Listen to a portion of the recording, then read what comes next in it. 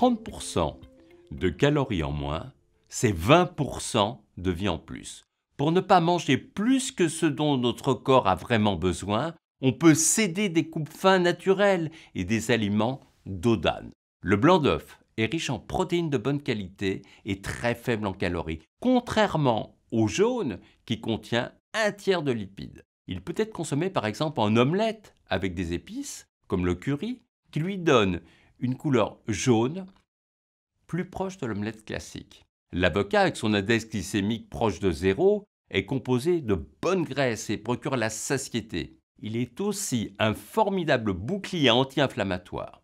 Le chocolat noir à 100% de cacao est le champion des coupes-faim naturelles car il fait baisser l'hormone de la faim, la gréline. De plus, son amertume et son côté gras restent longtemps en bouche, accompagnés d'une petite rondelle de banane pour l'adoucir.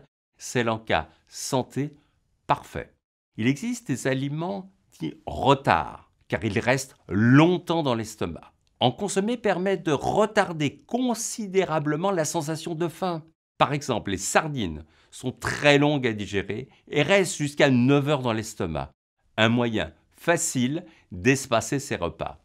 Privilégier les aliments à index glycémique bas, c'est-à-dire qui augmentent moins la glycémie, comme les amandes ou les noisettes par exemple. Ainsi, pour une portion équivalente, la faim reviendra beaucoup plus tard.